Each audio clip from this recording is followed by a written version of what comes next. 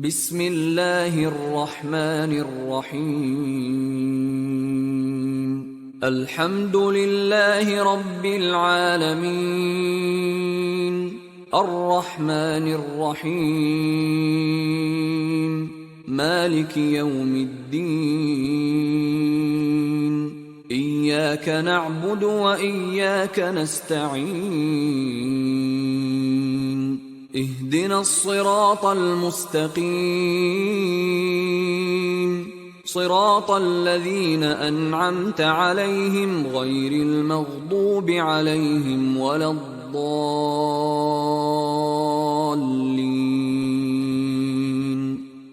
حسین ابن علی کا تذکرہ ہے،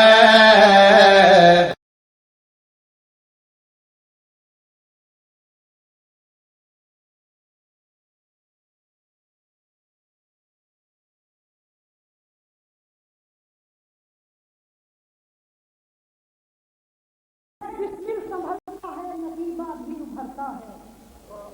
اور سبھی اسلام کی شان میں ہے توجہ جاؤں گا کچھ ساختہ دبئی میں دل بسمل سنبھلتا ہے نصیبہ بھی ابھرتا ہے اور جھکے جو باب ایمان پر وہی جیون سنورتا ہے. دل بسمل سنبھلتا ہے نصیبہ بھی ابھرتا ہے جھکے جو باب ایمان پر وہی جیون سنورتا ہے. اور حلالی کی یہی پہچان ہے میرے عقیدے میں، حلالی کی یہی پہچان ہے میرے عقیدے میں، میرے مولا علی کا نام لو چہرہ نکھرتا ہے.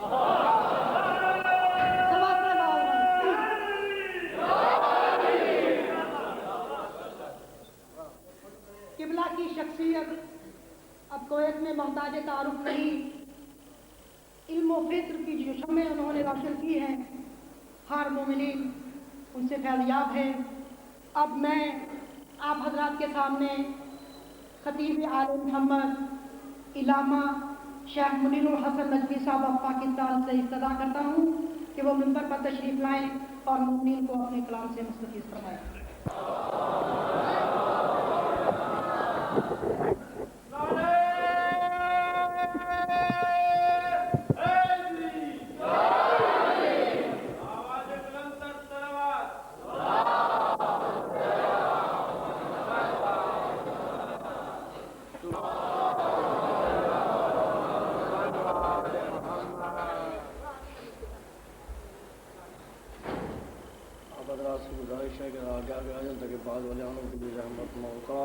محمد السميع العليم من الشيطان الرجيم. بسم الله الرحمن الرحيم. الحمد لله ذو الملك المتعبد بالخلود والسلطان والعز الباقي على مر الدهور والأزمان. عز سلطانه عزا لا حد له بأوليته ولا منتهى له بآخريته. ظلت فيه الصفات وتفسخت دونه النعوت وحارت في كبريائه لطائف الأوهام. الأول في أوليته والدائم في بقائه. إلها واحدا أحدا فردا وترا صمدا الذي لم يتخذ صاحبة ولا ولدا ولم يكن له ولي من الذل وكبره تكبيرا.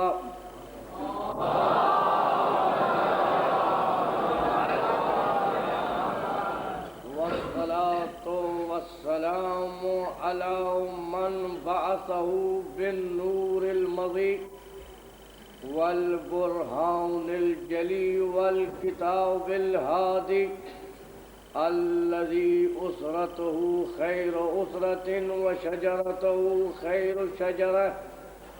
مولده بمكة وهجرته بطيبة.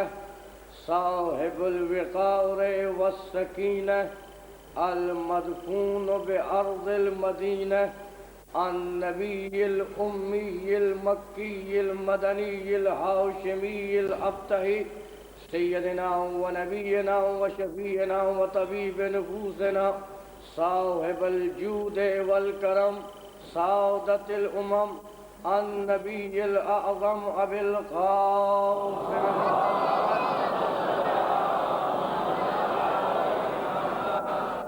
والصلاة والسلام على إطرته الطاهرة وذريته الباهرة شموس الولاية ونجوم الهداية بدور الإمامة والخلافة عناصر الأبرار دعائم الأخيار الأئمة الأطهار الذين أذهب الله عنهم الرجس وطهرهم تطهيرا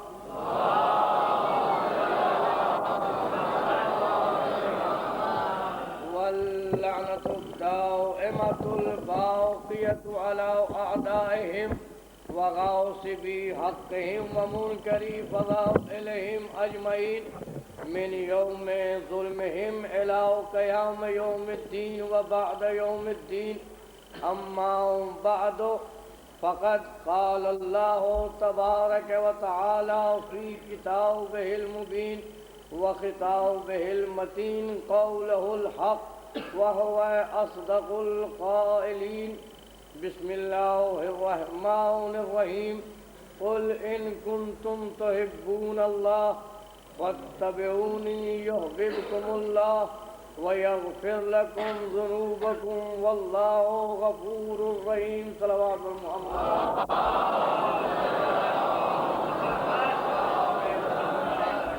ایک دفعہ سب آوازیں بلند صلوات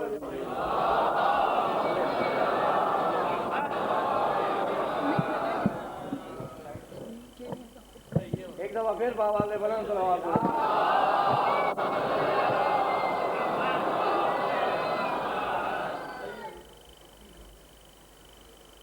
آئے مجیدہ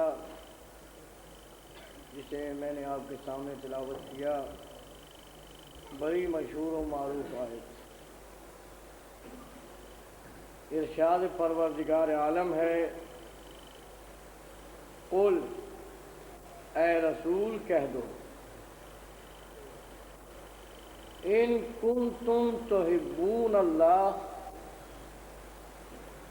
اگر تم اللہ سے محبت رکھتے ہو فاتبعونی تو پس میرا اتباع کرو یعنی اتباع رسالت یحببکم اللہ اور اگر تم نے اس اتباع کو اپنا لیا یحببکم اللہ اللہ بھی تم سے محبت کرنے لگے گا وَيَغْفِرْ لَكُمْ ذُنُوبَكُمْ اور جب وہ محبت کرے گا تو تمہارے گناہوں کو بھی بخش دے گا یعنی آیت کی آغاز میں ہی ایک محبت کے ساتھ ساتھ گناہوں کا ذکر کر کے بتا دیا کہ محبت کچھ ایسی بھی ہوتی ہے جو گناہوں کو بخش دیتی ہے صلوات محمد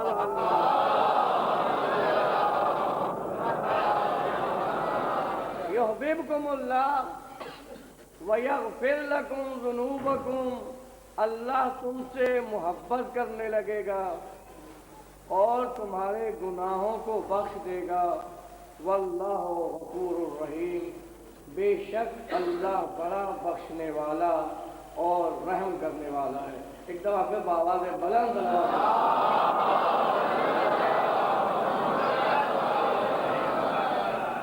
یہ تھا اس آیہ مجیدہ کا ظاہری ترجمہ لہذا اس ترجمے کی روشنی میں اگر میں یہ کہہ دوں تو غلط نہ ہوگا کہ یہ آیہ مجیدہ وہ آیا ہے کہ اگر میں اسے یہ کہہ دوں کہ یہ نسخہ محبت ہے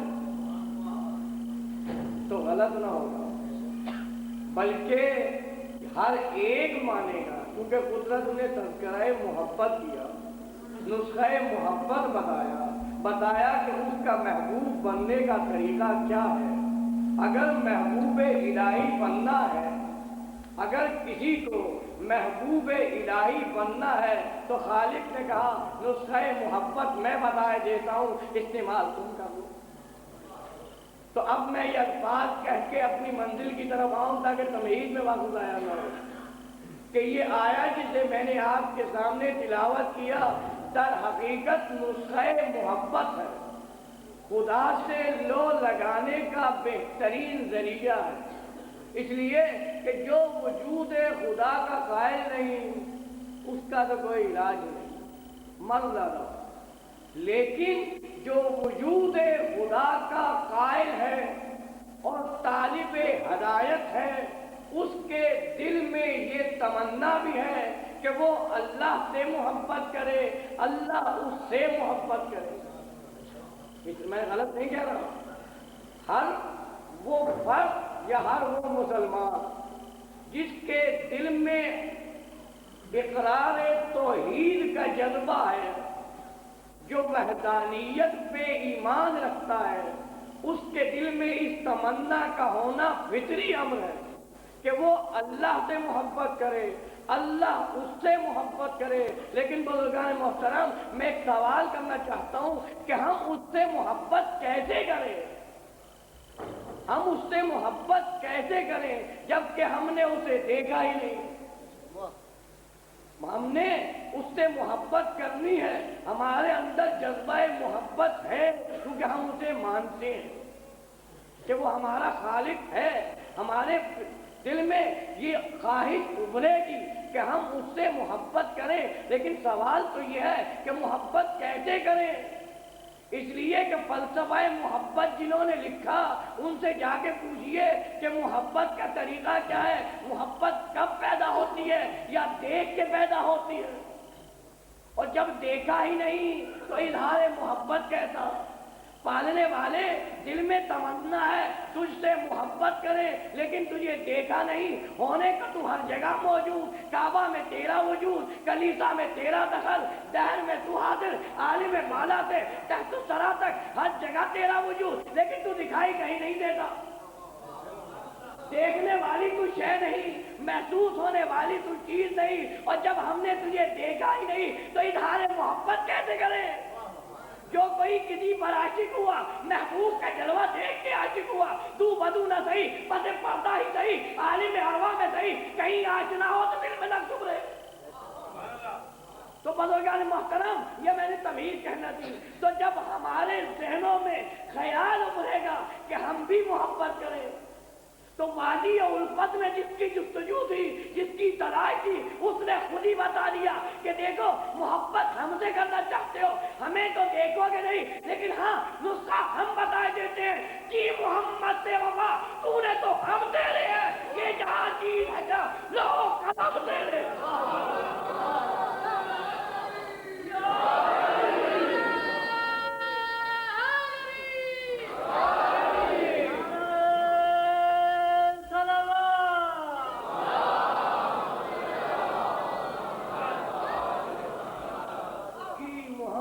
سے وفا تو نے تو ہم تیرے، یہ جہاں چیز ہے کیا لوہو قلم تیرے۔ ہو سکتا ہے کوئی صاحب اعتراض کر دے کہ صاحب پڑھتے آیت ہو اور شعر علامہ اقبال، پڑھی آیت اور شعر علامہ اقبال کا، تو کہیں یہ نہ سمجھ لیجیے کہ یہ علامہ اقبال کہہ رہا ہے، نہیں، جب میں نے کہا ہے تو میں نے اس کو نسبت اس سے دی ہے، خالق سے، اور میرے پاس ثبوت ہے کہ یہاں پہ علامہ اقبال کہہ رہے ہیں کہ محمد سے وفا تمہیں تو ہم تیرے ہیں، وہاں حدیث قدسی میں خود خدا کہہ رہا ہے کہ عبدی اتینی، اے میرے بندے تم میری اطاعت کر، اجعلو کا مثلی، میں تجھے اپنی مثل بنا لوں گا، انا حی لا اموت، میں زندہ جاوید ہوں، میرے لیے موت نہیں، اجعلو کا حی لا تموت، تجھے بھی زندہ جاوید بنا دوں گا، انی مہما اشاء یکون، اجعلو کا مہما تشاء تکون، میں جب کسی شے کو چاہتا ہوں وہ ہو جاتی ہوتی ہے جب تو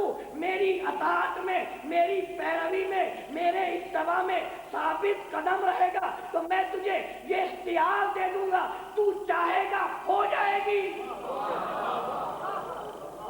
اب خالق کہہ رہا ہے لیکن شرط کیا ہے؟ اتباع و اطاعت خداوندی۔ اور آیت کیا کہہ رہی ہے؟ قل ان کنتم تحبون اللہ، کہ رسول ان سے کہہ دیے دعوی محبت جو کر رہے ہیں کہ ان کنتم تحبون اللہ، اگر واقعی اللہ سے محبت کرتے ہو فاتبعونی، میرا اتباع کرو۔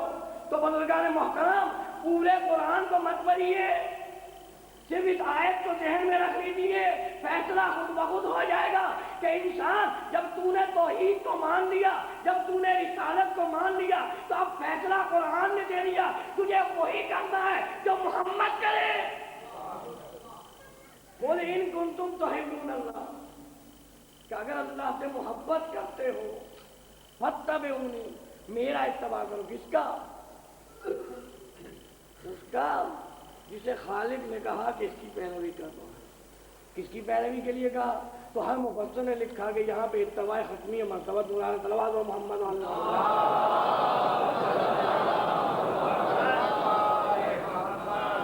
تو پیروی کرنی ہے رسول کی۔ تو اگر ایک جملہ کہہ دوں تو اجازت دیجیے گا کہ یہ آیت جو میں نے آپ کے سامنے تلاوت کی، اس میں خالق نے جب یہ کہہ دیا کہ دلیل محبت خدا ہے اتباع رسول، تو اب جو خود کو یہ کہتا ہے کہ مجھے اللہ سے محبت ہے تو اس کے لیے دلیل چاہیے، اور دلیل آیت نے خود بتا دی کیا کہ فاتبعونی، اتباع رسالت۔ تو محبوب الہی کون؟ جس نے پیروی رسول کی، توجہ چاہتا ہوں، محبوب خدا کون؟ جس نے پیروی رسول کی۔ اگر پیروی رسول نہیں ہوگی تو محبوب الہی نہیں بنے گا، اور جب محبوب الہی نہیں تو محبوب الہی کی ضد کیا؟ محبوب الہی کی ضد ہے مغضوب الہی۔ اگر محبوب نہیں تو مغضوب ہوگا۔ اب جملہ میں کہہ دیتا ہوں، فیصلہ آپ خود کر لیجئے کہ نماز پڑھتے رہو، کہتے رہو اہدنا الصراط المستقیم صراط الذین انعمت علیہم غیر المغضوب علیہم ولا الضالین، کہ پالنے والے ہمیں مغضوب الہی قرار نہ دینا، مغضوب الہی قرار نہ دینا۔ تو ہر مسلمان نماز میں دعا کرتا ہے کہ پالنے والے محبوب بنانا، مغضوب نہ بنانا۔ قرآن کہہ رہا ہے محبوب بننا ہے، پیروی رسول کرو، بس میری رسالت میں جا کے بیٹھو، رسول کے عمل پہ نظر رکھو، جس عمل کو رسول اپنائے اس عمل کو تم اپناؤ، جس کو رسول اپنے دل میں جگہ دے اس کی محبت کو تم بھی اپنے دل میں جگہ دو، جس کا رسول اپنے کانوں پہ بلند کرے تم بھی اس کے سامنے سرے تسلیم خم کرو، جس کا رسول اپنی محفل سے نکالے تم اسے اپنے دل سے نکال دو۔ کیا کرنا ہے؟ محبوب ہر ایک نے بننا ہے، ہر ایک کی تمنا ہے محبوب بنے، لیکن محبوب کب بنے گا؟ جب یہاں اتباع ہوگا۔ اگر اتباع رسول ہے تو محبوب ہے، اور اگر اتباع رسول نہیں تو محبوب نہیں۔ اب مجھے آپ حضرات سے ایک سوال کرنا کہ تاریخ اسلام پڑھیے، زمانے رسول میں جب یہ آیت اتری تو اتباع رسول واجب ہو گیا یا نہیں؟ آج تو چھوڑ دیں، اس زمانے کی بات کرنا، اتباع رسول واجب ہو گیا تو اب جس نے محبوب بننا تھا اس نے اتباع کیا، تو اتباع کرنے والے کتنے تھے؟ اتباع کرنے والے کتنے تھے؟ تو ایک لفظ کہہ رہا ہوں کہ ایک جنگ جسے جنگ بدر کہا جاتا ہے، اس میں جو رسول کے ساتھ تھے ان کی تعداد ہے 313، یہ کم از کم تعداد ہے، تو 313 تو تھے، اتباع رسول کرنے والے آپ 313 تو مانیں گے؟ توجہ چاہتا ہوں، اگر آپ ایک دفعہ پاوالے بنا صلوات کو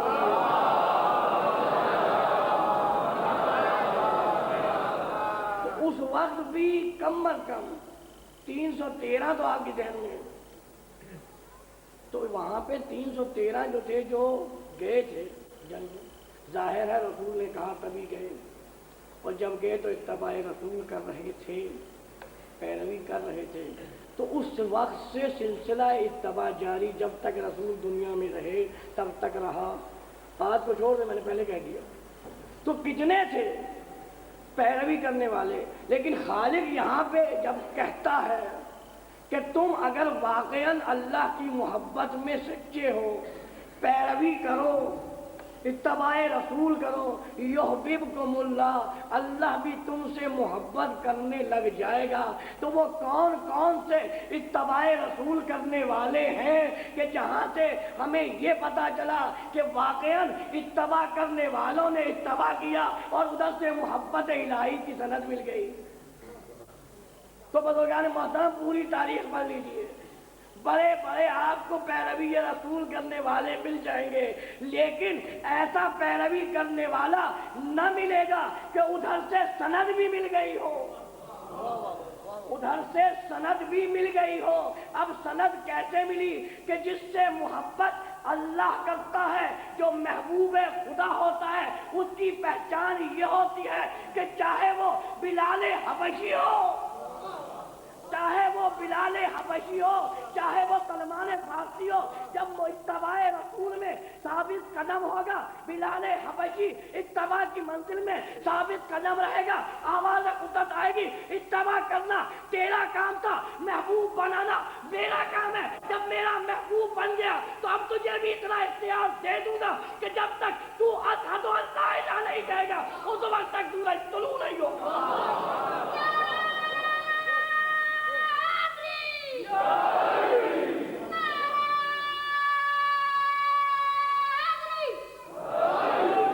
اب میں دوہرا رہا، عبدی اتینی، تو میری اطاعت کر، میرے حکم سامنے سر کو جھکا دے، اجعل کا مثلی، میں تجھے اپنی مثل بنا لوں، انی مہما اشاء یکون، میں جب کوئی شے چاہتا ہوں تو وہ ہو جاتی ہے، اجعل کا مہما تشاء تکن۔ تو پتہ چلا زمانہ رسول میں جو حقیقی معنی میں اتباع رسول کرنے والے تھے وہ اتباع کرتے گئے، ادھر سے سند ملتی گئی۔ تو بزرگان محترم سب سے بڑی سند کیا ہے؟ محبوب الہی بننا۔ تو جاؤ اتباع کی منزل میں سب کہو گے کہ ہم رسول کی پیروی کرنے والے، لیکن سند بھی لا کے بتاؤ، اور سند ہمیں چاہیے یا تو قرآن سے یا رسول کی زبانی۔ اگر قرآن سے نہیں، رسول کی زبانی نہیں تو ہم نہیں مانیں گے۔ ہاں ایک بات اور بھی کہہ دوں، کہیں جملہ ناقص نہ رہ جائے، یا قرآن کی آیت لاؤ یا رسول کی زبانی ثبوت دو، یا پھر کوئی ایسا عمل بتا دو جو دنیا والوں کے بس کی بات نہ ہو، بلکہ اشارہ ہو کہ یہ محبت کا ثبوت ہے۔ اگر بلال حبشی کے لیے سورج طلوع ہو کے محبت الہی کا ثبوت بنتا ہے تو جو اس سے زیادہ بہتر محبت کرنے والا ہوگا کم از کم اس کی یہ شان تو ہونا چاہیے، اشارہ کرے اور آفتاب مغرب سے واپس بنا جائے۔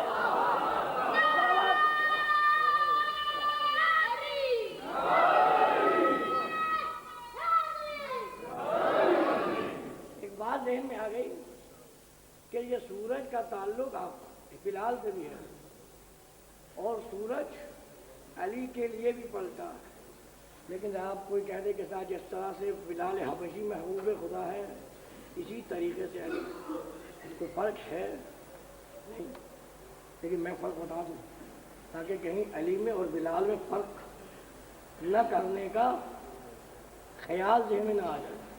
بلال میں اور علی میں بڑا فرق ہے۔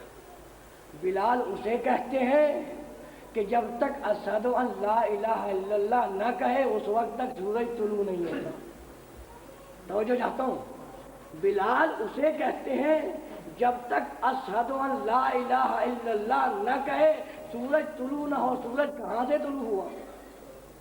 مشرق سے، یعنی اپنے قاعدے کے مطابق، جو نظام شمسی ہے اس کے مطابق۔ تو بلال کے ایمان یا بلال کے محبوب ہونے کا پہچان یہ ہے کہ وہ جب محبت کے لیے خالق بتائے گا کہ اس کی محبت کتنی، تو جو نظام ہے اس میں تبدیلی نہیں ہوگی۔ تو جہاں پہ نظام میں تبدیلی نہ ہو وہ محبت غلاموں کی ہوگی، لیکن جہاں پہ مشرق کی بجائے مغرب نہ نکلے۔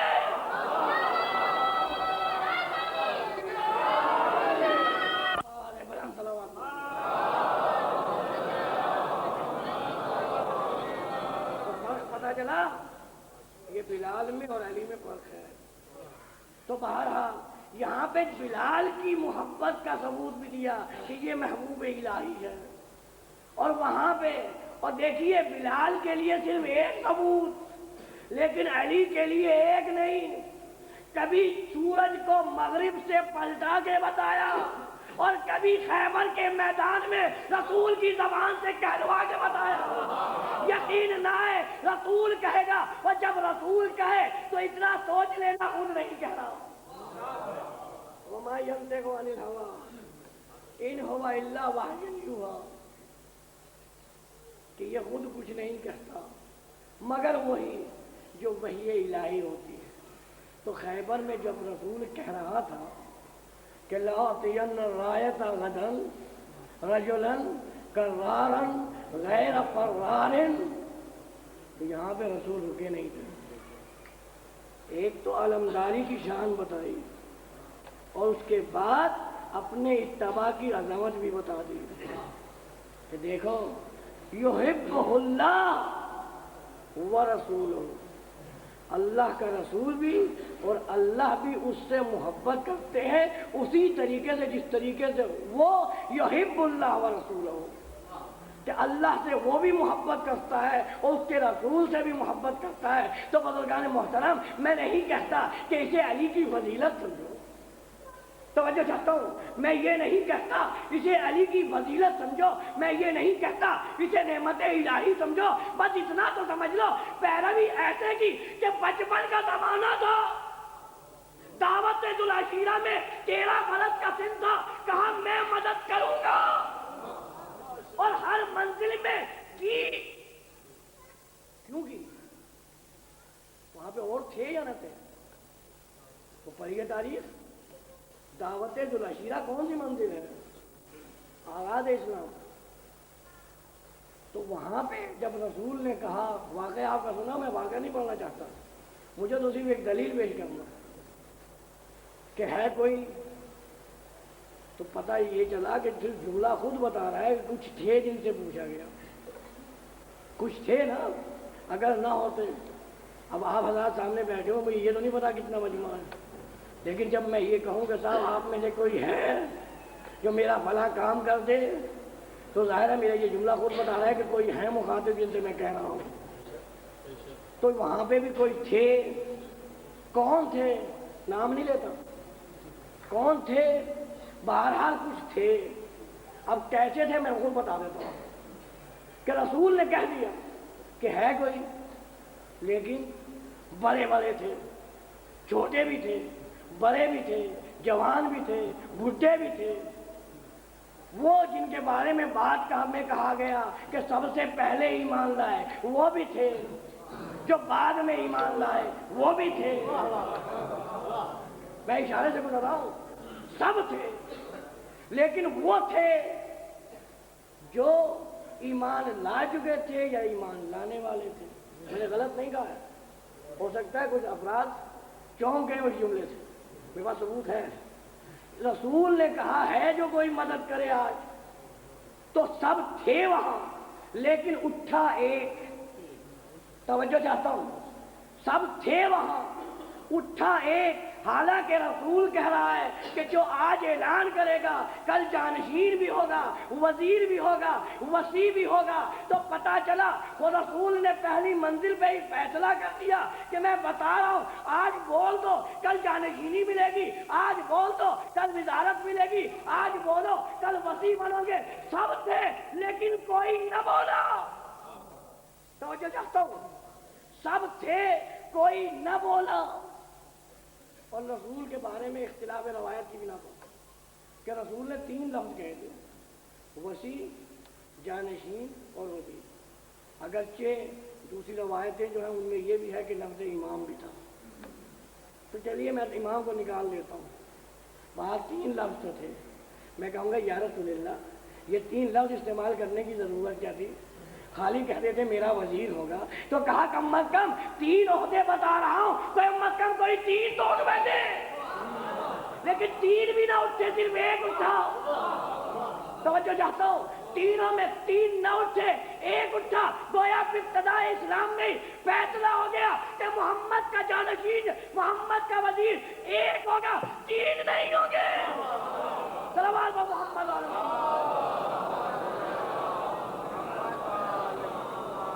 کون اٹھا؟ ایک بچہ اٹھا جس کے بارے میں کہا جاتا ہے کہ کمزور تھے، پنڈلیاں کمزور تھیں، جسم لاغر تھا، کمزور بھی تھے، لاغر بھی تھے، اور جو وہاں پہ دوسرے بیٹھے ہوئے تھے وہ اپنی زبان کے خاص اصطلاح جو ہٹے کٹے بھی تھے۔ تو پتا چلا کہ عہدہ جانشینی رسول یا عہدہ وزیر رسول بننے کا اور وسیع رسول بننے کا وہاں پہ ہٹے کٹے نہیں دیکھے جاتے۔ وہاں پہ یہ نہیں دیکھا جاتا کہ عمر میں بڑا کون، بلکہ یہ دیکھا جاتا ہے کہ اہل کون۔ تو اب بزرگان محترم اٹھ گیا بچہ اور اس نے کیا کہا؟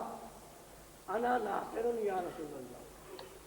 رسالت کا اقرار بھی ہے، نصرت کا وعدہ بھی ہے۔ انا ناصر، میں مددگار۔ رسول اللہ کا لفظ اقرار رسالت، تو اقرار رسالت بعد میں، نصرت کا وعدہ پہلے۔ تو یہ نصرت کس کی تھی؟ رسالت کی۔ وعدہ کس نے کیا؟ تاریخ کہنے پہ مجبور ہو گئی۔ اگر کوئی دوسرا اٹھ جاتا تو شاید تاریخ میں لفظ بدل جاتے، لیکن اب کوئی اٹھا ہی نہیں، تو اب تاریخ مجبور ہے کہ ایک بچے نے کہہ دیا، بچے نے کہا، اور جس نے مدد مانگی تھی بچے نے کہا انا ناصر، اور جس نے مدد مانگی تھی اس نے اپنا فیصلہ بھی سنا دیا کہ کل یہی میرا وزیر بھی ہوگا، جانشین بھی ہوگا، وسیع بھی ہوگا۔ اور اگر اعتراض ہو تو اگلا جملہ تاریخ طبری والا پڑھ لیجئے کہ وہ کہتا ہے کہ جب رسول نے یہ کہا کہ اب تم سب پہ اس کا حکم ماننا ضروری، اب تمہیں اس کی اطاعت کرنا ہوگی، تو تاریخ میں ایک عجیب جملہ ہے کہ ابو جہل اٹھ کے کھڑا ہوا، ہنسنے لگا، ابو طالب کو مخاطب کیا۔ توجہ چاہتا ہوں محترم، ابو طالب کو مخاطب کیا، ابو طالب کا مذاق اڑایا، کیا کہہ کے کہ ابو طالب کل تک بھتیجے کی اطاعت تھی اور آج بیٹے کی اطاعت تھی۔ یہ جملہ ہے اور تاریخ میں موجود ہے۔ مجھے تو تعجب ہوتا ہے مسلمانوں پہ، تاریخ میں لکھ بھی دیتے ہیں اور پھر بھول بھی جاتے ہیں۔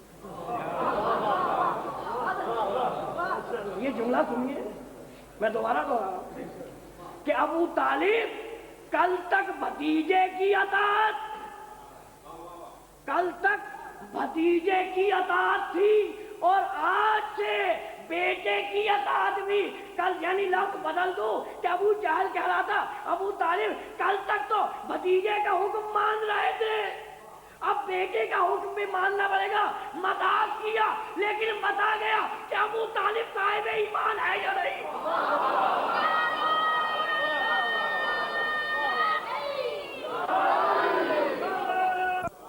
کیا کہا اس نے؟ یہی کہا نا کہ کل تک بھتیجے کی اطاعت تھی، یعنی ابو جہل مانتا ہے کہ ابو طالب محمد کا اطاعت گزار، محمد کا اطاعت گزار ابو طالب، تو مسلمان تجھ سے تو ابو جہل اچھا، تجھ سے تو ابو جہل اچھا، ابو جہل مسلمان نہیں، دشمن اسلام ہے، لیکن دشمن بھی یہ کہہ کے بتا رہا ہے کہ دشمنی اپنی جگہ لیکن حقیقت کا احترام۔ تو ایک جملہ کہہ رہا ہوں، توجہ چاہتا۔ اب ابو جہل کے یہ الفاظ مجھے مجبور کر رہے ہیں کہ ابو جہل نے یہ کہہ کے کہ ابو طالب میں جانتا ہوں تو محمد کی اطاعت کر رہا ہے، اور اب کل تجھے ابو طالب کے بیٹے علی کے بارے میں یہ کہہ کے بتا دیا کہ اطاعت کرنا ہوگی، بتایا کہ مجھے بھی یقین ہے جو بھتیجے کی اطاعت کر سکتا ہے وہ بیٹے کی اطاعت بھی کر سکتا ہے۔ واضح کروں، میرے خیال میں سمجھے نہیں بات۔ ابو طالب اب محمد کی اطاعت تو کر رہے تھے، لیکن تمسخر اڑایا کہ اب تجھے کرنا ہوگی۔ یہ انداز جو ہے، جو اہل عرب ہیں وہ بہتر جانتے ہیں کہ اگر عربی میں آپ نے کوئی ایسا تنزیہ جملہ کہنا ہو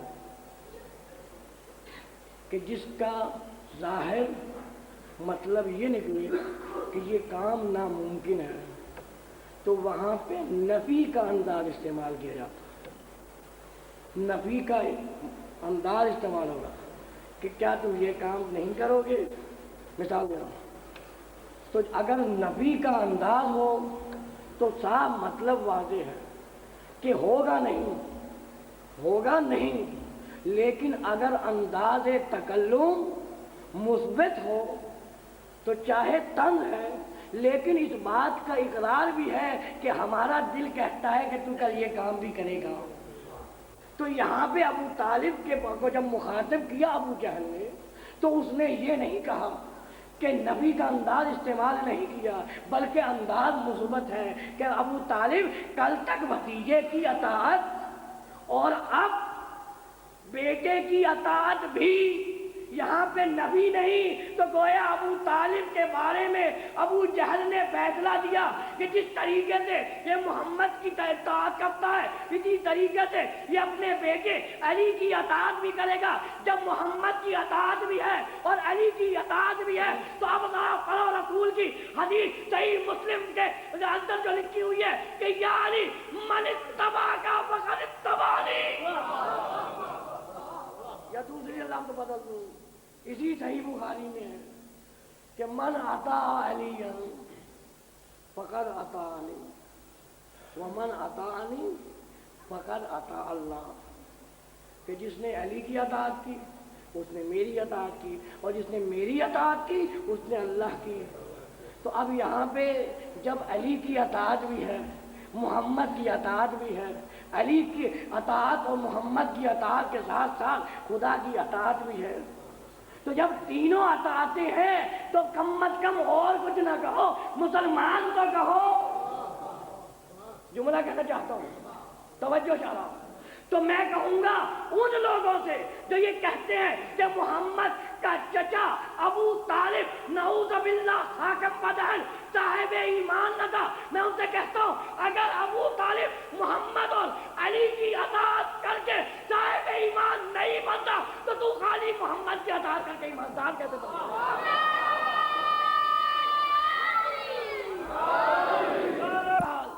پیروی ہے، اور جب پیروی آیت میں پڑھ دیتا ہوں کہ قل ان کنتم تحبون اللہ، کہ اگر واقعی اللہ سے محبت ہے فاتبعونی، اتباع رسول کرو، تو اتباع رسول کرنے والا ہے، اور جب اتباع رسول کر رہا ہے تو محبوب الہی بھی ہوگا، اور ثبوت بھی خالق نے خود دے دیا کہ دیکھو یہ اطاعت کرنے والا تھا، اس نے اطاعت رسول بھی کی، اطاعت امام بھی کی، اطاعت رسول بھی کی، اطاعت امام بھی کی۔ اسی وجہ سے ہم نے جب دیکھا کہ اطاعت کی منزل میں کامل ہے، عمل اس کا تھا، ہم نے کہہ دیا یہ عمل تیرا نہیں میرا ہے۔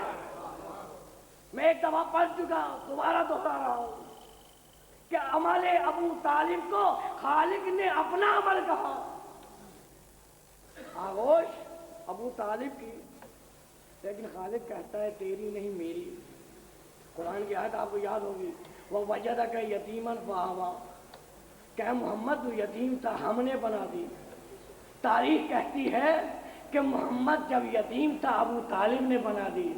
قرآن کہتا ہے نہیں ہم نے بنا دی، اللہ نے بنا دی. تو اس کے عمل کو خدا اپنا عمل کہے، اس کی آغوش کو خدا اپنی آغوش کہے، وہ تیری نظر میں تو صاحب ایمان نہ ہو، لیکن خالق کہے گا وہ ایسا ایمان کہ ایک آغوش میں محمد آئے گا تو ختم المرسلین بنے گا، علی آئے گا تو کل ایمان بنے گا.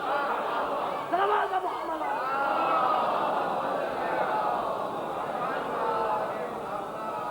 کہیں آگے نہ نکل جاؤ. رسول نے اعلان کیا ہے کوئی نصرت کرنے والا، علی نے وعدہ کر دیا، اور ادھر سے رسالت کی طرف سے اقرار بھی ہو گیا. لیکن وعدہ کس نے کیا؟ ایک علی نے نہیں وعدہ کیا. وعدہ امامت یعنی علی کا وعدہ بھی، نصرت کا جو وعدہ علی کر رہے ہیں وہ علی کا وعدہ، اور جو رسول نے وعدہ کیا کہ کل میرا جانشین ہوگا، یہ رسالت کا وعدہ. تو ایک وعدہ دعوت ذوالعشیرہ میں علی کا ہے، دوسرا وعدہ رسالت کا ہے. اب علی نے وعدہ کیا، میں اپنی منزل کی طرف آ رہا ہوں. علی نے وعدہ کیا اور تاریخ نے گواہی دی کہ علی نے جو وعدہ کیا اسے ایسا پورا کیا کہ جب تاریخ لکھنے والا تاریخ اسلام لکھنے بیٹھا تو دیکھا ہر منزل میں علی. خیبر میں ہی نہیں، خیبر میں تو گئی نہیں، بعد میں بلائے گئے. اس کے علاوہ ایک دفعہ بابا علیہ وسلم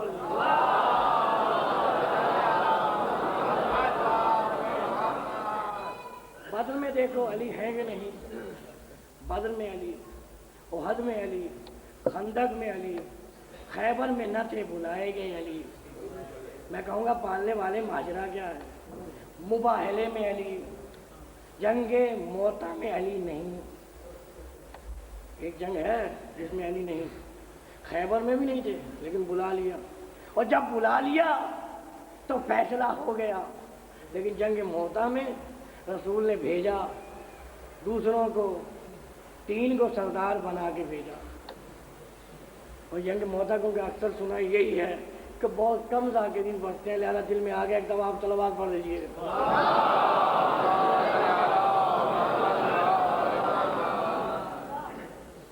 یہ جنگ موتا کیا ہے؟ یہ زمانے رسول کی ایک جنگ ہے جس میں رسول خود نہیں گئے بلکہ 3 سردار منتخب کیے.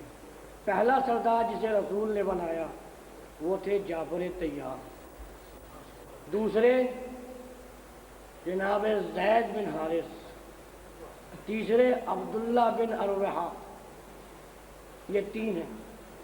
اور جب یہ 3 سردار بنائے تو پوچھنے والے نے پوچھ بھی لیا. اگر کتاب کا نام چاہیے تو میں بتا دیتا ہوں.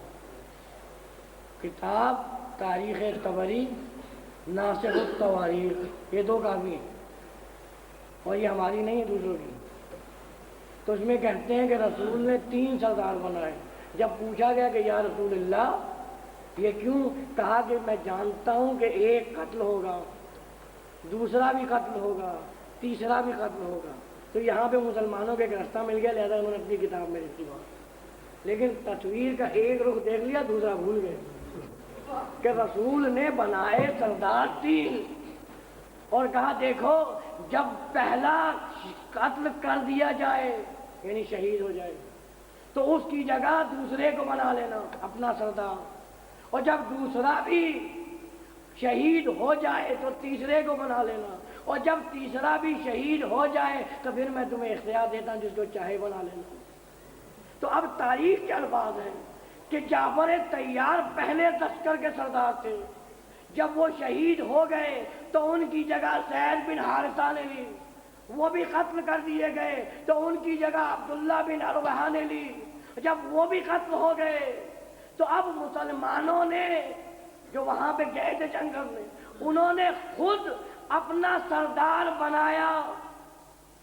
اپنا سردار خود بنایا. کس کو بنایا؟ میں نام لیتا. بنایا، اور جب بنایا تو نتیجہ یہ ہوا کہ جنگ میں فاتح نہ بنے، جنگ فتح نہیں ہوئی۔ توجہ چاہتا ہوں، رسول نے سردار بنا کے بھی دیے تین سردار قتل ہو گئے، اس کے بعد اپنی مرضی کے لیے صرف جنگ کو فتح کرنے کے لیے جس سردار کو بنایا وہ سردار فاتح نہ بنا سکا۔ تو گویا رسول نے اپنی زندگی میں ہی مسلمانوں کو بھی، صحابیوں کو بھی بتا دیا تھا کہ دیکھو، تم ایک جنگ میں جس کو اپنے لیے سردار منتخب کرتے ہو وہ جنگ کے میدان میں تمہیں فاتح نہیں بنا سکتا، تو اگر میرے پاس تم نے اپنی تمام زندگی کے لیے کسی کو سردار بنایا تو وہ تمہیں کیسے کامیاب بنا دے گا؟ ایک بات، لیکن سب سے بڑی بات جو تاریخ میں اور جس سے بڑا میں متاثر ہوں وہ یہ ہے کہ جب رسول سردار بنا رہے تھے تو وہاں پہ ایک یہودی بھی بیٹھا ہوا تھا، وہ بڑے غور سے سنتا رہا کہ یہ رسول کیا کہا تھا۔ اور جب رسول نے 3 سردار بنا دیے تو اس نے فیصلہ کر لیا کہ اگر واقعاً یہ رسول ہے تو اس کا مطلب یہ ہے کہ یہ علم غیب کی وجہ سے جانتا ہے کہ یہ تینوں قتل ہوں گے، اور اگر یہ تینوں قتل نہ ہوئے تو اس کا مطلب یہ ہے کہ نبی نہیں ہے بلکہ ایک مدبر انسان ہے۔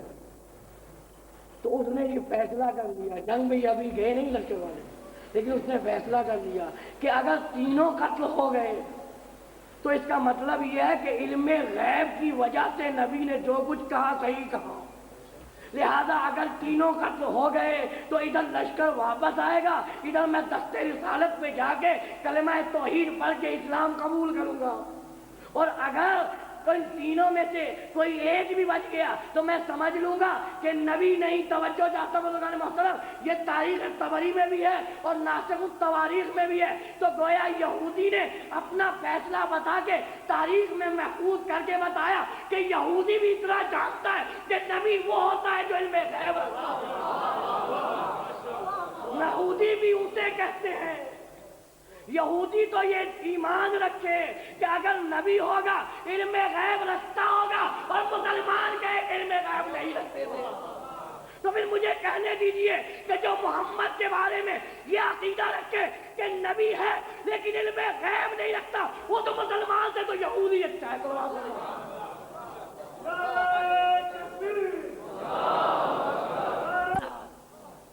تو اب مختصراً یاد کر رہا ہوں کہ ہر منزل میں علی نظر آئے، احد میں بھی، بدر میں بھی، خندق میں بھی، جنگ احزاب میں بھی، ہر جگہ نظر آئے۔ کیوں؟ اس لیے کہ علی نے وعدہ کیا تھا کہ یا رسول اللہ نصرت کا وعدہ میں کرتا ہوں، حکم آپ دیں گے، عمل علی کرے گا، آپ صرف نہ گئے بستر پہ سو جاؤ، میں بستر پہ سو کے اتباع کروں گا۔ آپ مجھے صرف اتنا کہیں کہ ہے کوئی جو خندق کے میدان میں عمر بن عبد العزیز کا مقابلہ کرے، آپ حکم نہیں دیں گے قتل کرنے کے لیے، عام آدمی میں ظاہر کروں گا۔ تو یہ رسول کیا کر رہے تھے؟ حکم دے رہے تھے، اور علی کیا کر رہا تھا؟ توجہ چاہتا ہوں، علی اتباع کر رہے تھے۔ تو علی نے پیروی کی یا نہیں کی؟ بلکہ علی نے ایسی پیروی کی کہ خیبر میں علی کو خالق نے خود بلایا نہیں، پہلے کہا کہ پہلے اکیلے دوسروں کو جانے دو، آخر میں بلوایا علی کو۔ وہ صاحب نے راستے میں سوال کیا تھا، میں اس کا جواب دے دوں کہ یہ جو ناد علی ہے یہ خیبر میں ہے، اور تاریخ میں اکثر جو ہماری تاریخیں نہیں دوسروں کی تاریخیں وہاں پہ بھی یہ واقعہ موجود ہے۔ اگر نہیں مانتا کوئی، جو اڑ جائے اس کا تو کوئی علاج نہیں ہے۔ اگر کتابوں میں تلاش کرو گے تو جب یہ جملہ بڑا مشہور و معروف ہے کہ اگر انسان تلاش کرے تو خدا بھی مل جاتا ہے، تو کیا تلاش کرو گے تو یہ حدیثیں جو ہم ممبروں میں بیٹھ کے پڑھتے ہیں وہ نہیں ملیں گی؟ تلاش کرو۔ تو وہاں پہ علی کو بلایا، بعد میں پالنے والے کیوں بلایا؟ تو میں نے آپ کی تمہید بہت لمبی کر دی۔ بلایا تو آواز آئی کہ جب آ جائے گا دیکھ لینا کہ کیوں بلایا تھا۔ علم بھی دیا، علمدار بھی بنایا، اور محبت کی سند بھی دے دی۔ توجہ چاہتا ہوں، یہ خیبر کے میدان میں صرف علی فاتح خیبر نہیں ہے بزرگوں. اگر آپ صرف یہ سمجھتے ہیں کہ خیبر کے میدان میں علی آ کے فاتح خیبر بنا، نہیں، میں نہیں مانتا. یہ خالق نے علی کو کیوں نہ جانے دیا پہلے کہ دوسرے جائیں؟ بعد میں کہا کہ رسول اسے بلاؤ. کہا کہ پہلے دوسروں کو پہچنوانا تھا، ان کو پہچنوا دیا. کسی کو سند محبت نہیں ملی، وہاں پہ کسی کو سند محبت نہ ملنا اس امر کی دلیل ہے. تھے تو پیروی رسول کرنے والے، لیکن اتباع میں اتنے کامل نہ تھے کہ خالق کہتا میرے محبوب. تو ابھی اتباع میں ہی کامل نہیں. اور اتباع میں کامل نہ ہونے کا مطلب پتہ کیا؟ اتباع میں کامل وہ ہوتا ہے جو معرفت میں کامل ہو. تو جب اتباع میں کامل نہیں تو پتہ ہے معرفت میں کامل نہیں. اور شاید یہی وجہ تھی کیونکہ معرفت میں کامل نہ تھے.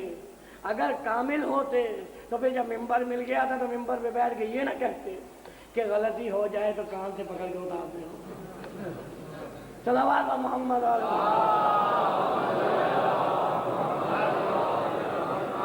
بلکہ جو معرفت والا ہوگا ایک وہ ہوگا جو یہ کہے گا کہ غلطی ہو تو کان سے پکڑ کے اتار دینا. ایک وہ ہوگا کہ آؤ آؤ مجھ سے سوال کرو کی آواز بلند کرے گا. تو اب فیصلہ کر لو کہ کون کس قابل. جو یہ کہے غلطی ہو سکتی ہے سمجھ لینا کہ وہ خطا کار ہے، اور جو یہ کہے کہ جو پوچھو گے جواب دوں گا غلطی نہیں ہوگی سمجھ لینا خطا کار نہیں معصوم ہے. صلوات محمد.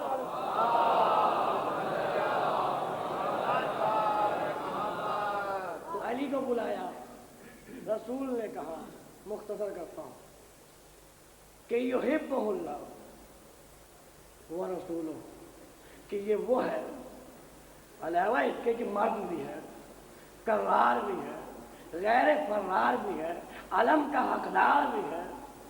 یحبہ اللہ محبوب الہی بھی ہے، محبوب الہی بھی ہے. اور صرف محبوب الہی نہیں، محبوب رسول بھی ہے. تو پتہ چلا کہ خیبر میں جہاں علی کی مردانگی کا اعلان، جہاں کہ علی کے کرار ہونے کا اعلان، جہاں اس امر کا اعلان کہ بھاگنے والے اور ہیں غیر فرار اور ہیں، وہاں پہ علی کے محبوب الہی ہونے کا بھی اعلان. اور جب محبوب الہی ہونے کا اعلان تو پتہ چلا کہ اتباع میں کامل. جب اتباع میں کامل تو یہ بھی دلیل بنی کہ اس نے جو وعدہ کیا تھا اسے پورا کیا. نصرت کا وعدہ کیا، پورا کیا. تو علی نے تو وعدہ پورا کر دیا. اب کہیے کہ یا تو یہ کہیے کہ علی نے جو وعدہ کیا تھا وہ پورا کر دیا، اور رسول نے جو وعدہ کیا اسے نہیں کیا پورا. خالق نے بھی اپنا وعدہ پورا کر دیا کہ تم اتباع کرو، محبوب کی سند میں دوں گا. زبان رسالت سے سند دے دی.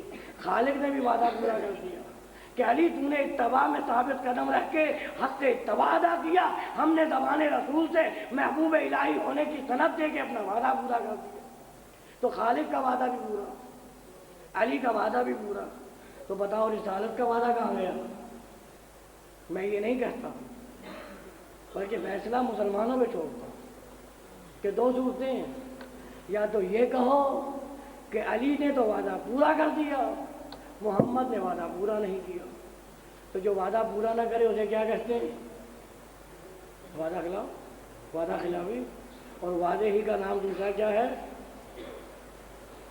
پہلے آپ لیتا نہیں، آپ سمجھدار، آپ خود سمجھ گئے ہوں. تو اب ایفائے عہد ضروری ہے. قرآن کی آیت میں پڑھ دیتا ہوں، اوفو بالعقود، اپنے وعدے پورے کرو، جو عہد کرو اسے پورا کرو، حکم ہے. تو مسلمان کی پہچان یہ ہے کہ وہ وعدہ کرے اسے پورا کرے، اور جو اسلام لے کے آیا تھا وہ وعدہ کر کے پورا نہ کرے. تو اب میں فیصلہ نہیں دے رہا، فیصلہ مسلمان خود کر لے. میں تو کہتا ہوں تاریخ نے فیصلہ دے دیا کہ یا تو یہ مانو علی نے وعدہ پورا نہیں کیا، لیکن تاریخ پکار کے کہے گی ہر منزل پہ علی کا ہونا خود اس بات کی دلیل ہے کہ علی وعدہ خلاف نہیں تھا. خیبر سند بن رہی ہے، احد گواہی دے رہی ہے، خندق گواہی دے رہی ہے، بلکہ میں کہتا ہوں تاریخ اسلام کا آغاز سے لے کے تاریخ اسلام کی انتہا گواہی دے رہی ہے کہ ہر منزل پہ علی وعدہ پورا کر رہا ہے۔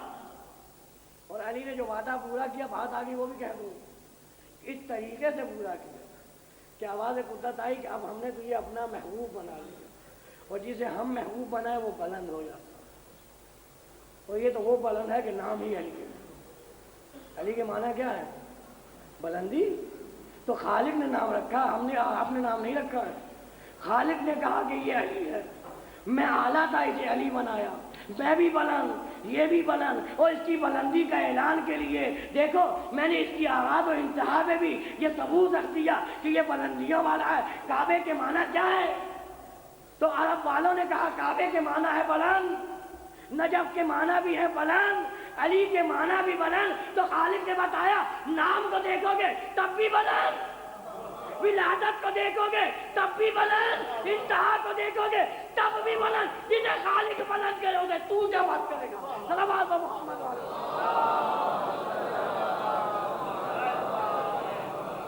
جب اس نے بلند کر دیا تو اب یہ علی بلند کیوں ہوا؟ اتباع رسول کے نتیجے میں ہوا۔ اور کیوں؟ اس لیے کہ وعدہ پورا کیا۔ تو جو وعدہ پورا کرے، جملہ ذہن میں رہے، جو وعدہ پورا کرے وہی بلند۔ علی نے وعدہ پورا کیا، علی بلند۔ اگر محمد نے وعدہ پورا نہیں کیا تو فیصلہ تم کرو۔ لیکن میں ایک بات کہہ دوں کہ جو آغوش رسالت میں پلتا ہے وہ بھی وعدہ خلافی نہیں ہے۔ علی آغوش رسالت کے پروردہ ہے، علی نے وعدہ کیا پورا کیا۔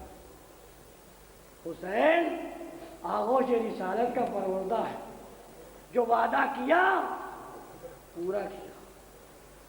اور میرے نظر میں تو ایک بات اور بھی ہے کہہ دوں کہ یہ تو خاندان ہی وہ ہے جو وعدہ کرتا ہے، اس کو پورا کرنے کے لیے جان چلی جائے کوئی پرواہ نہیں، لیکن وعدہ پورا ہونا چاہیے۔ ابو طالب نے بھی وعدہ کیا تھا کہ محمد حفاظت تیری میں کروں گا۔ علی نے وعدہ کیا کہ یا رسول اللہ آپ کی نصرت میں کروں گا۔ محمد نے وعدہ کیا کہ یا رسول اللہ آپ کے اسلام کو میں بچاؤں گا۔ اور جب حسین نے وعدہ کیا تھا نا بزرگان محترم، تو ایک دفعہ ایک اور آواز بھی آئی کہ اے نانا رسول اللہ کربلا تک اسلام کی بقا کا وعدہ میں لیتا ہوں۔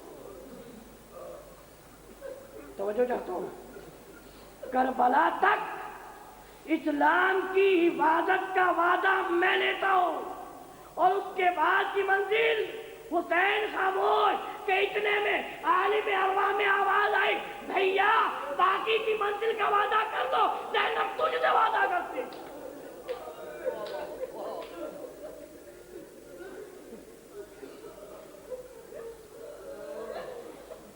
حسین نے اپنا وعدہ پورا کر دیا، حسین نے اپنا وعدہ پورا کر دیا۔ جب حسین نے وعدہ پورا کیا اور اس کے بعد زینب کے وعدے کے آغاز کی منزل آپ کو میں تیار کر رہا ہوں۔ زینب نے اپنے وعدے کو عملی جامہ پہنانے کا آغاز کرنا چاہا تو کب کیا؟ تاریخ میں جملہ ہے ہاتھ پسے پشت،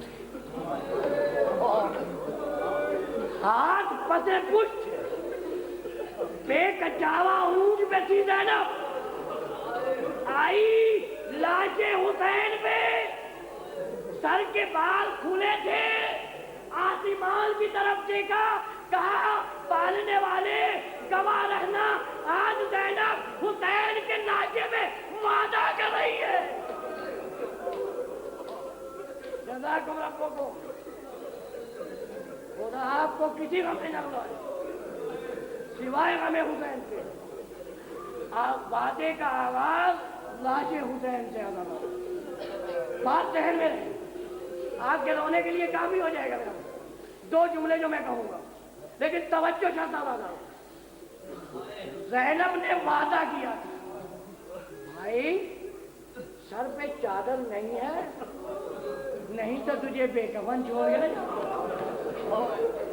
بھائی ہاتھ بندھے ہوئے ہیں، نہیں تو تیری لاج پہ آ کے بغیر ماتم کیے نہ جاتے۔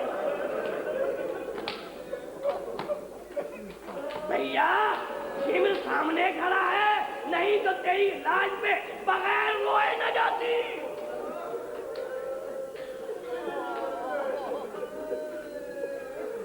نہ زینب حسین کی لاج کو کفن دے سکی، نہ حسین کی لاج پہ ماتم کر سکی، نہ حسین کی لاج پہ رو سکی، اور وعدہ کر کے چلی گئی۔ لیکن آج کا دن کیا ہے؟ کون؟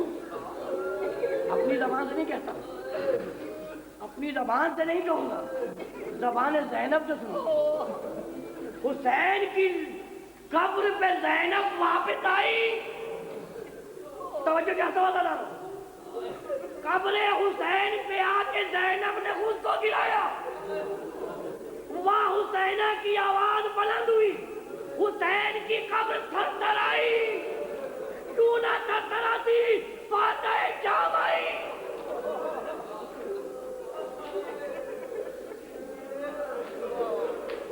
زینب نے بھائی کی قبر کو گلے سے نگایا، قبر کا بوسہ دیا، حسین ہوتا تو ترے حسین کا بوسہ لیتے۔ زینب نے حسین کی قبر کو گلے سے لگایا اور کہا بھیا زینب نے وعدہ پورا کر دیا، زینب نے وعدہ پورا کر دیا۔ جزاکم ربکم۔ اللہ تعالیٰ یہ زینب کا وعدہ ہے، اور وعدہ پورا کرنے والے کو توجہ چاہتا ہوں، وعدہ پورا کرنے والے کو وفادار کہا جاتا ہے۔ زینب نے بھی وعدہ کیا، پورا کیا، اسی طریقے سے جس طریقے سے ام البنین کے سامنے جب ام البنین نے کہا تھا کہ بیٹا عباس تو کنیز کا بیٹا ہے، تو کنیز کا بیٹا ہے، وہ شہزادی کا لخت جگر ہے، لہذا آج کے بعد جب تک زندہ ہو کبھی بھائی نہ کہنا، خود کو غلام کہنا، شہزادی کے سامنے جانا بہن نہ کہنا بلکہ غلام کہنا۔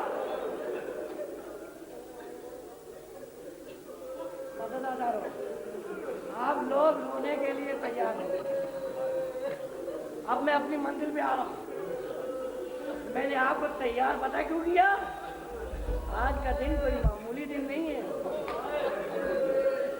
میں جب ایک جملہ کہہ رہا ہوں میرے پاس ثبوت ہے، اور آپ کے لیے یہ جملہ اگر آپ غور کریں گے تو حقیقت بھی بن جائے، اس لیے کہ آج زینب کربلا آئی، آج زینب کربلا آئی۔ کون سے کربلا؟ جہاں اکبر کے سینے میں پرچی لگی، جہاں حسین ذبح ہوئے، جہاں عباس کے بازو قلم ہوئے، جہاں زینب کی چادر۔ جزاکم اللہ، خدا آپ کو کسی غم میں ڈال رہا ہے۔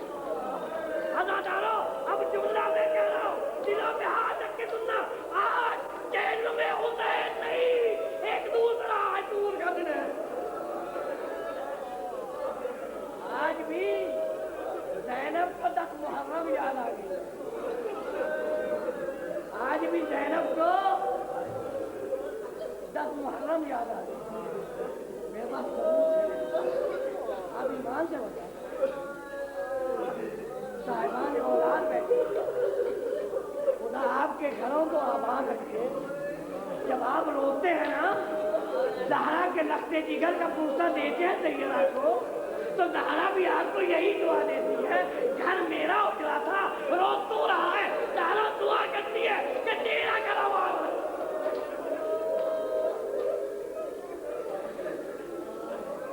خدا نہ کرے خدا نہ کرے اگر کسی کا پردیس میں، آپ لوگ پردیس میں، اگر کسی کا کوئی عزیز یا بیٹا مر جائے اور اس کے بعد اسے واپس اپنے وطن میں چلا جائے، مدت کے بعد جب وہ واپس اس جگہ آئے گا جہاں پہ اس کے بیٹے یا عزیز کی قبر ہو، تو اس کی کیا حالت ہوتی ہے؟ جس کا کوئی مرتا ہے اس کو پتا ہوتا ہے، جس کا کوئی مرتا ہے نا پتا اس کا ہوتا ہے۔ کسی کا اکبر جیسا بیٹا ہوتا، اصغر جیسا بیٹا ہوتا اور اس کے بعد کربلا واپس آتا، تب پتا چلتا کہ زینب کے دل میں کیا گزر رہی ہے۔ جزاکم ربکم، خدا آپ کو کسی غم میں نہ ڈالے سوائے غم حسین کے۔ زینب کربلا پہنچ گئی، لیکن کیونکہ میرے بھائی نے ایک منزل چھوڑ دی تھی میں اسے پورا کر دوں۔ جب یہ قافلہ چلا تھا نا شام سے، جب یہ قافلہ شام سے چلا تھا تو ابھی آپ نے تھوڑی دیر پہلے تذکرہ سنا، لیکن ایک بات رہ گئی تھی پوری میں کر رہا ہوں۔ زینب آئی تھی سکینہ کی قبر پہ، آگے کہا تھا بیٹی جب تک زندان میں تھی کہتی تھی کب مدینہ چلیں گے۔ جزاکم اللہ، آپ کو کسی غم میں نہ ڈالے سوائے غم حسین کے۔ عزادارو، زینب نے جب سکینہ سے کہا بیٹی سکینہ میں کربلا جا رہی ہوں، یہ زینب نے کہا کہ ایک دفعہ ماں بھی تڑپ گئی۔ ام رباب آئی بیٹی کی قبر پہ، دل کہتا ہے رباب نے خود کو سکینہ کی قبر پہ گرایا اور کہا ہوگا بیٹی سکینہ ماں واپس مدینے جا رہی ہے، ماں واپس مدینے جا رہی ہے، بیٹی سکینہ ماں مدینے جائے گی۔ زہرا پوچھے گی سکینہ کہاں؟ جزاکم ربکم، خدا آپ کو کسی غم میں نہ ڈالے۔ تو سکینہ مجھے اتنا بتا دو، سکینہ مجھے اتنا بتا دو میں زہرا کو کیا کہوں؟ کیونکہ حسین کی بیٹی ہے نا سکینہ، لہذا میرا دل کہتا کہ جب ماں نے پوچھا ہوگا سکینہ کی قبر سے آواز آئی ہوگی ماں جانا بہن کو میرا سلام کہنا، اور کہنا بہن جس طریقے سے تجھے اکبر سے جدا ہونا پڑا، زہرا تو اکبر کی بہن تھی، تجھے اکبر کی جدائی برداشت کرنا پڑی، میں اصغر کی بہن تھی، میں اصغر کی بہن تھی، مجھے بھی اصغر کی جدائی میں کربلا سے شام آنا پڑا۔ جزاکم ربکم، قافلہ کربلا پہنچ گیا، خدا وہ دن لائے کہ ہم اور آپ بھی جائیں قبر حسین پہ اور جا کے کہیں کہ حسین ہم بھی زینب کی سنت پہ عمل کرتے ہوئے تجھے سلام کرتے ہیں۔ زینب کربلا پہنچی، زینب کربلا پہنچی، ہر بی بی سجاد سے سوال کر رہی، بتا دیں کیوں جانا تھا؟ زینب نے پوچھا بیٹا سجاد میرے ماں جائے کو کہاں تھا؟ قاسم کی ماں پوچھتی ہے بیٹا سجاد میرے بیٹے قاسم کو کہاں تھا ہو گیا؟ سجاد ہر بیوی کو بتا رہا ہے کہ یہ تیرے وارث کی ہو، کہ ایک دفعہ ایک بیوی کونے پہ کھڑی تھی بڑی دیر، جب سب کو بتا چکا سجاد تو ایک آواز آئی، بیٹا میرے لال کہاں تھا پوچھو،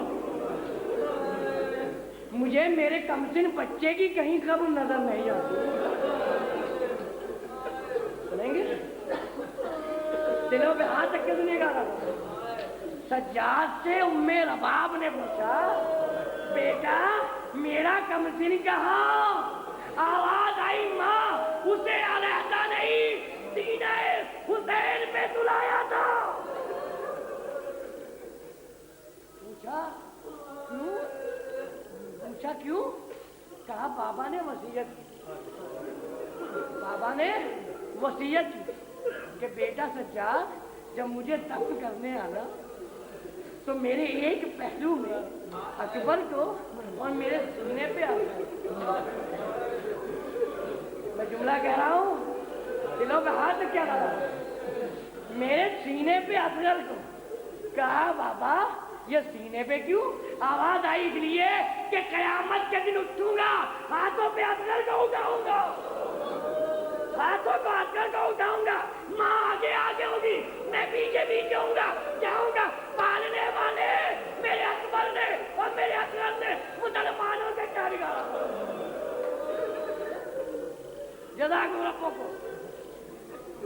سب بیویاں مختصر کرتا ہوا دادا کہ اب اس کے بعد جب بیویاں سب وارثوں کو مل چکی تو ایک دفعہ زینب نے دیکھا کہ ایک خاتون خاموش ام کلثوم بول پڑی کہ بہن سب کی قبروں پہ چلی گئی، اس کی قبر پہ نہ گئی،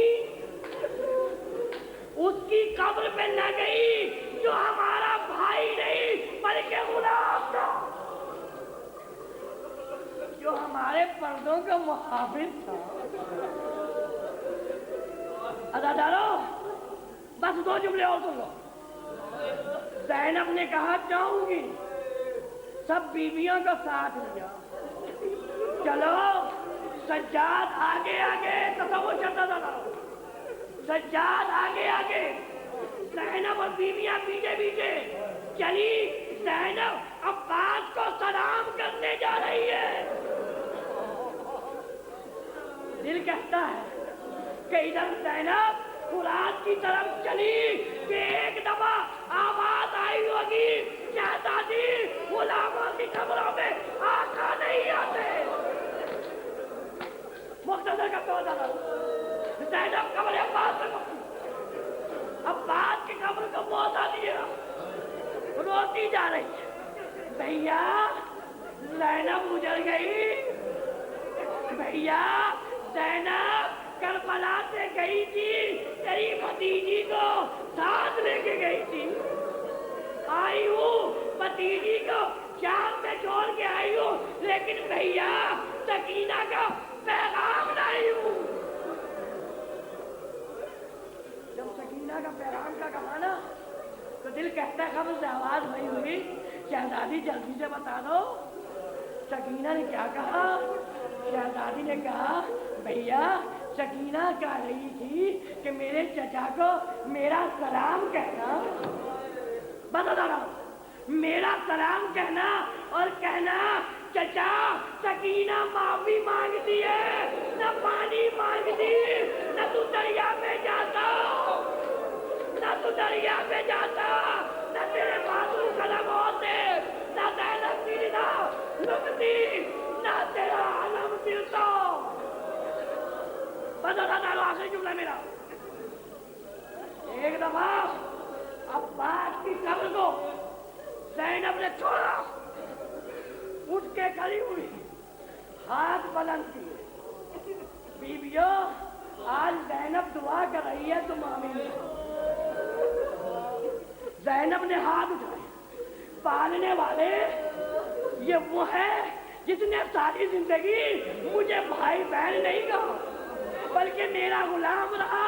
میں چاہتی ہوں ماں زہرا کی قدم دے کے دعا کرتی ہوں، پالنے والے کل کربلا میں عباس کا علم اٹھتا تھا، عباس کا علم گرا تھا، مارنے والے جب تک دنیا رہے عباس کا علم باقی رہے۔ یہ علم آیا اور کہہ رہا ہے مسلمانوں زینب سے کہو زینب تیرے پردے کا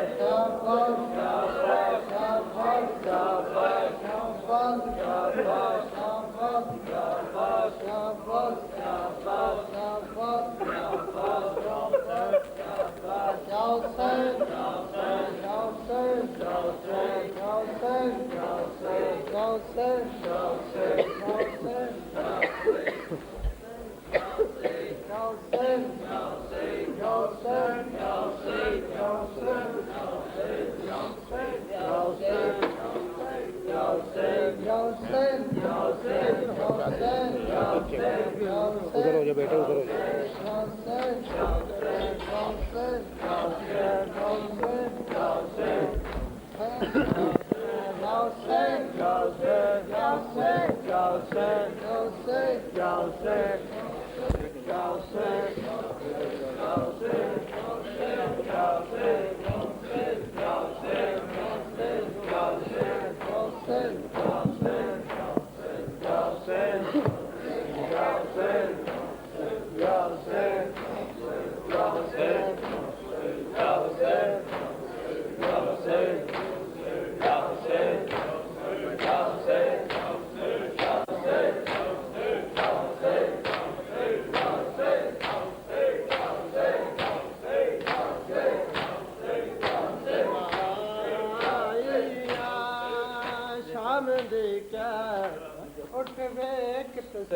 ذرا جایا میں شام دی قید نبھایا، اٹھ ویکھ سی ذرا جایا میں شام دی قید نبھایا، اٹھ ویکھ سی ذرا جایا میں شام دی قید نبھایا، اٹھ ویکھ سی ذرا جایا میں شام دی قید نبھایا، اٹھ ویکھ سی ذرا جایا میں شام دی قید نبھایا، اٹھ ویکھ سی ذرا جایا میں شام دی قید نبھایا، اٹھ ویکھ سی ذرا جایا میں شام دی قید نبھایا، اٹھ ویکھ سی ذرا جایا میں شام دی قید نبھایا، اٹھ ویکھ سی ذرا جایا میں شام دی قید نبھایا، اٹھ ویکھ سی ذرا جایا میں شام دی قید نبھایا، اٹھ ویکھ سی ذرا میں شام دی قید نبھایا، اٹھ ویکھ سی ذرا جایا میں شام دی قید نبھایا، اٹھ ویکھ سی ذرا جایا میں شام دی قید نبھایا، اٹھ ویکھ سی ذرا جایا میں شام دی قید نبھایا، اٹھ ویکھ سی ذرا جایا میں شام دی قید نبھایا، اٹھ ویکھ سی ذرا جایا میں شام دی قید نبھایا۔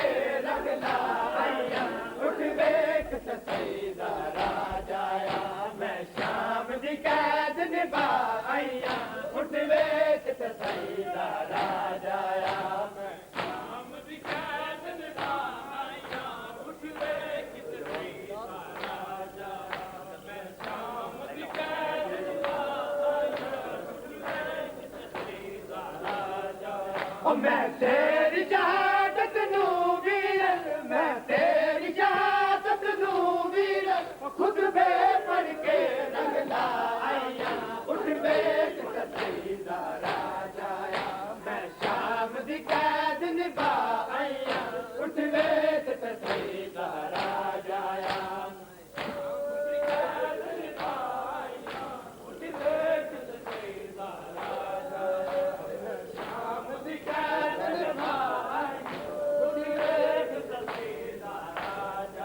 میں شام دی قید نبھایا اٹھ بیٹھ تصیدہ راجایا میں شام دی قید نبھایا اٹھ بیٹھ تصیدہ راجایا جواب دو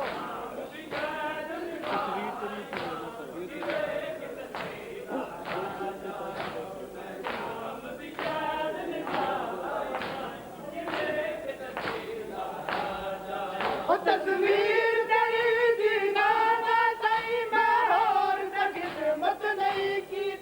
تصویر تیری دیدارا سائی میں اور تقسیمت نہیں کی پھر چڑھ چڑھ تیرے قاسم اکبر دی قبر تپایا پھر چڑھ چڑھ تیرے قاسم اکبر دی قبر تپایا اٹھ بیٹھ تصیدہ راجایا میں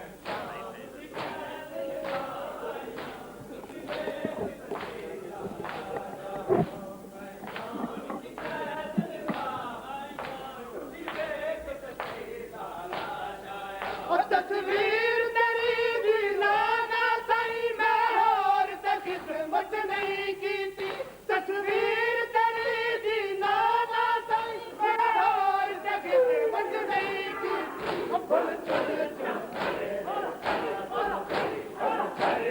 قبر تپایا پھر چڑھ چڑھ تیرے قاسم اکبر دی قبر تپایا پھر چڑھ چڑھ تیرے قاسم اکبر دی قبر تپایا اٹھ بیٹھ تصیدہ راجایا میں شام دی قید نبھایا اٹھ بیٹھ تصیدہ راجایا میں شام دی قید نبھایا اٹھ بیٹھ تصیدہ راجایا میں تیری شہادت نوں ویرن میں تیری شہادت نوں ویرن خود بے پڑھ کے رنگ لایا اٹھ بیٹھ تصیدہ راجایا میں شام دی قید نبھایا اٹھ بیٹھ تصیدہ راجایا میں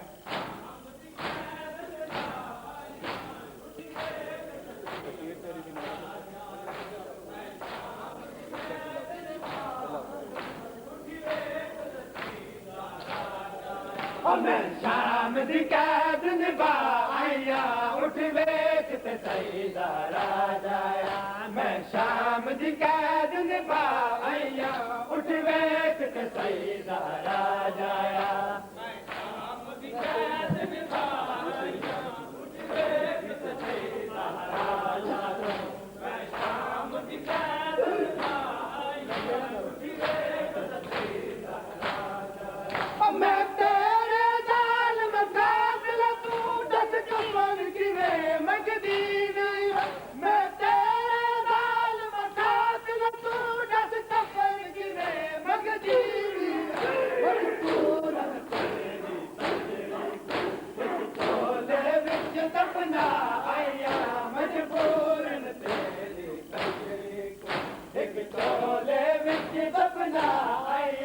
اٹھ بیٹھ تصیدہ راجایا میں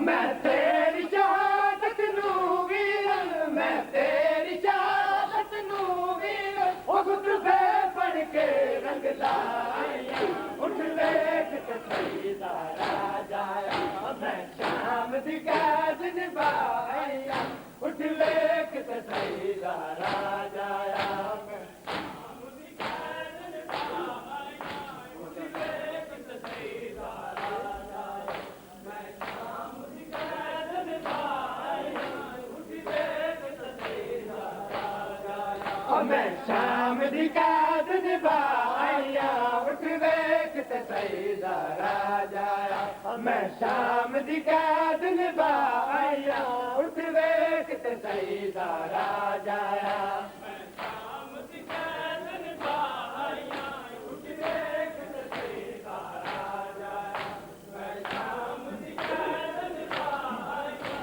उठ वेख ते सईदा राजाया ओ तस्वीर तेरी दी नाना सही मैं और किस्मत नहीं की थी तस्वीर तेरी दी नाना सही मैं और किस्मत नहीं की थी ओ फुल तेरे अकबर दे कबर से पाया फुल चुन चुन तेरे कासम दे अकबर दी कबर से पाया फुल चुन चुन तेरे कासम दे अकबर दी कबर से पाया उठ वेख ते सईदा राजाया मैं शाम दी कैद निभाया उठ वेख ते सईदा राजाया मैं शाम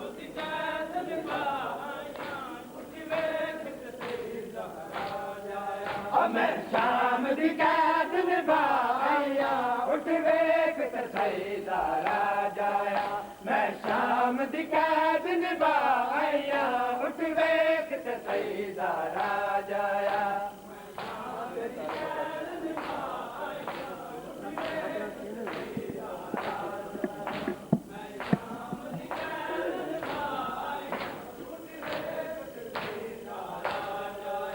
मैं तेरे नाल मकातल तू रस कफन किवे मंगदी मैं तेरे नाल मकातल तू रस कफन किवे मंगदी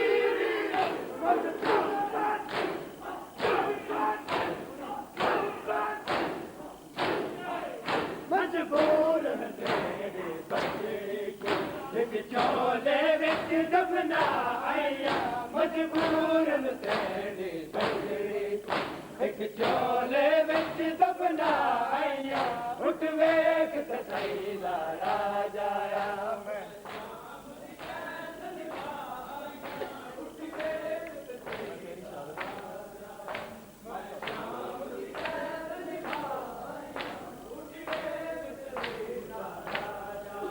मैं तेरी शहादत नू वीरन मैं तेरी शहादत नू वीरन खुतबे पढ़ के रंग लाया उठ वेख ते सईदा राजाया मैं शाम दी कैद निभाया उठ वेख ते सईदा राजाया मैं शाम दी कैद निभाया उठ वेख ते सईदा राजाया मैं शाम दी कैद निभाया उठ वेख ते सईदा राजाया मैं तेरी शहादत नू वीरन मैं तेरी शहादत नू वीरन खुतबे पढ़ के रंग लाया उठ वेख ते सईदा राजाया मैं शाम दी कैद निभाया उठ वेख ते सईदा राजाया मैं शाम दी कैद निभाया उठ वेख ते सईदा राजाया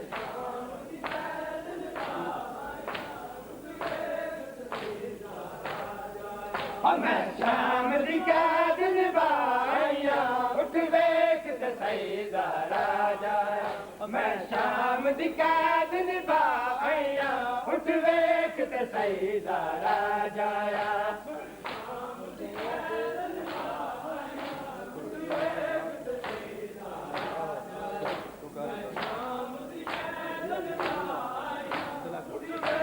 ते सईदा राजाया मैं शाम दी कैद निभाया उठ वेख ते सईदा राजाया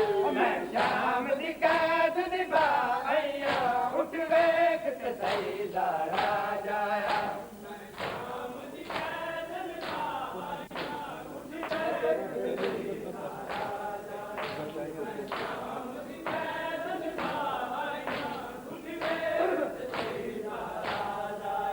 गुल नबिया दा सुल्तान नबी मैं तेरे दीन दी नुसरत गुल नबिया दा सुल्तान नबी मैं तेरे दीन दी नुसरत और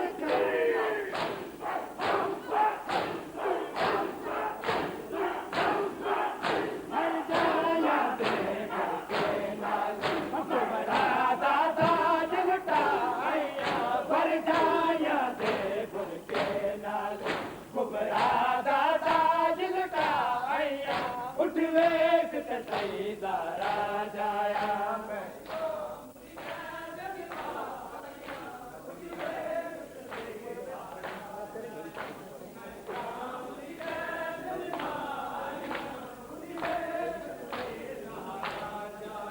मैं तेरी शहादत नू वीरन मैं तेरी शहादत नू वीरन खुतबे पढ़ के रंग लाया उठ वेख ते सईदारा जाया मैं शाम दी कैद निभाया उठ वेख ते सईदारा जाया मैं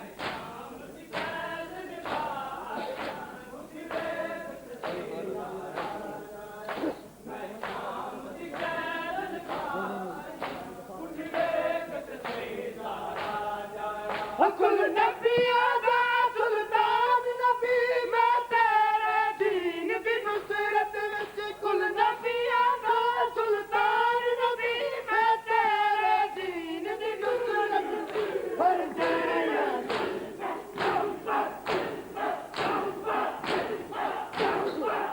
पर जाया के नाल कुबरा दादा जुलटाया पर जाया कुबरा दादा दिलता आया उठ वेख ते सईदारा जाया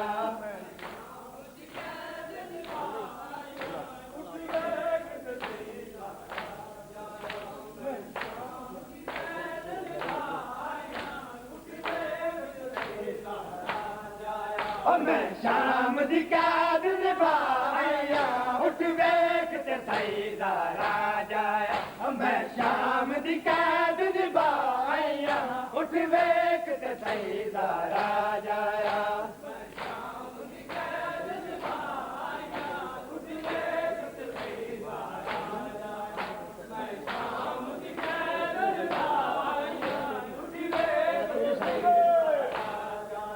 मैं तेरी शहादत नू वीरन मैं तेरी शहादत नू वीरन खुद बे पढ़ के रंग लाया उठ वेख ते सईदारा जाया मैं शाम दी कैद निभाया उठ वेख ते सईदारा जाया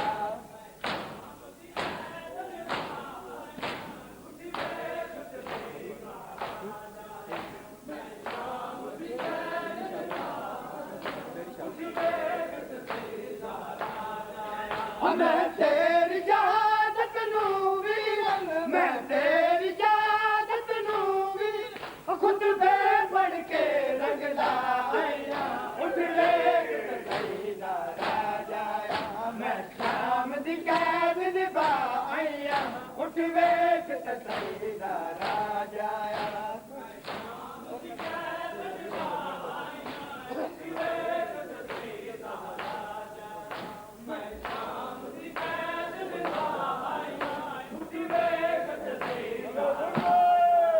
कुल नबिया दा सुल्तान नबी मैं तेरे दीन दी नुसरत विच कुल नबिया दा सुल्तान नबी मैं तेरे दीन दी नुसरत विच पर जाया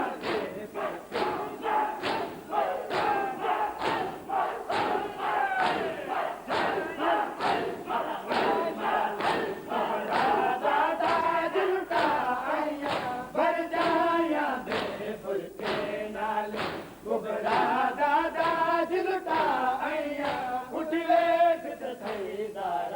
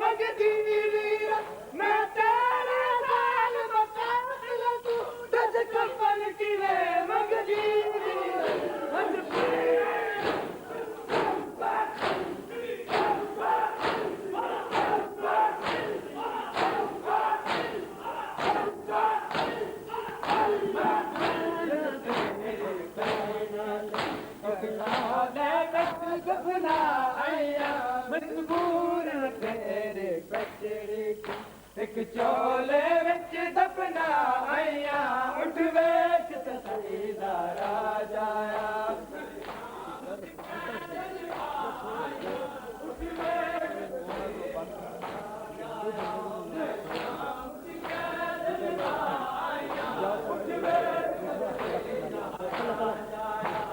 शाम दी कैद निभाया उठ वेख ते सईदा राजा मैं शाम दी कैद निभाया उठ वेख ते सईदा राजा